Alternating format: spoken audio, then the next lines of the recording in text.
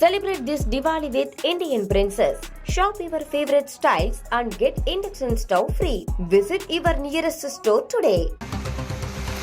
தமிழகத்தில் பல்வேறு இடங்களில் தொடர்ச்சியாக மழை பெய்து வரக்கூடிய நிலையில் தற்போது கடலூரில் மழை நிலவரம் தொடர்பான அண்மை செய்தியை பார்க்க இருக்கிறோம்.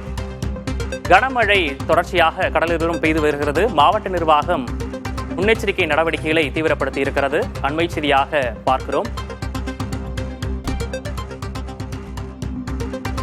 வங்கக்கடலில் காற்றழுத்த தாழ்வு பகுதி உருவாகியுள்ள சூழலில் கடலூரிலும் தற்போது கனமழை பெய்து வருகிறது. அது குறித்த விவரங்களை ஸ்ரீதரிடம் கேட்கலாம். ஸ்ரீதர், அங்கு என்ன நிலவரம்?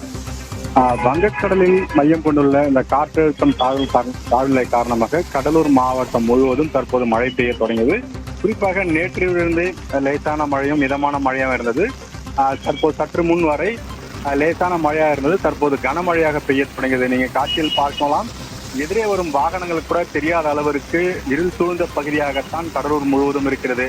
மழையின் தாக்கம் அதிகமாக இருக்கும் காரணத்தினால் நடமாட்டம் என்பது குறைந்திருக்கிறது. குறிப்பாக இன்று அரசு விடுமுறை என்றாலும் மக்கள் வெளியே வந்து இந்த நோன்பு கொண்டாடுவார்கள். அதற்கு கூட வெளியே வர முடியாத நிலைக்குத்தான் தற்போது கடலூர் பகுதி உள்ளது. கடலூர் மட்டுமல்லாமல் கடலூர் மாவட்டம் முழுவதும் அப்படிதான் இருக்கிறது. அது மட்டும் இல்லாமல் தென்பெண்ணை ஆற்றில் சாத்தனூரில் திறக்கப்பட்ட நீர் வெள்ளமாக பெருக்கெடுத்து ஓடுகிறது.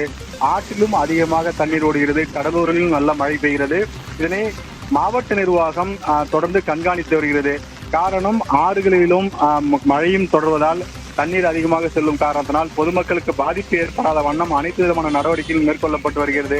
அதே சமயத்தில் தற்போது வெள்ளாற்றிலும் வெள்ளப்பெருக்கு ஏற்படலாம் என்று முன்னெச்சரிக்கை நடவடிக்கையாக வெள்ளாற்று பகுதியில் மக்கள் யாரும் செல்ல வேண்டாம் எனவும் அறிவுறுத்தப்பட்டுகிறது. அதே சமயத்தில் வெள்ளாற்றில் வரும் தண்ணீர் அதிகமாக வந்தால் அது விவசாயிகளுக்கு மிகப்பெரிய பயனுள்ளதாக இருக்கும். எனவே விவசாயிகளும் சற்று மகிழ்ச்சி அடைஞ்சிருக்கார்கள்.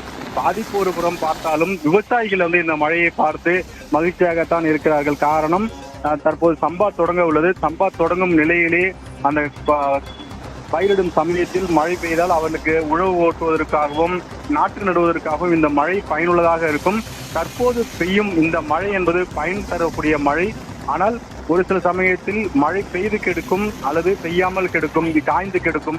இப்படி இரண்டு நிலையில் இருக்கும் கடலூர் மாவட்டம். இந்த ஆண்டை பொறுத்த வரைக்கும் பருவமழை சரியாக தொடங்கி இருக்கிறது என்று விவசாயிகள் மத்தியில் ஒரு மகிழ்ச்சியான தகவலாகத்தான் இருக்கிறது. இந்த மகிழ்ச்சியாகத்தான் இருக்குமா அல்லது மழை அதிகமாக கொட்டி தீர்த்து கடலூரை சோகத்தில் ஆட்டுமா என்பதுதான் வரும் காலங்களில் தெரிய வரும். ஆனால் அடுத்த 3 மாதத்திற்கு செய்ய வேண்டிய மழை இன்னும் முழுமையாக கிடைக்கவில்லை என்பது விவசாயிகளின் எதிர்பார்ப்பாக உள்ளது.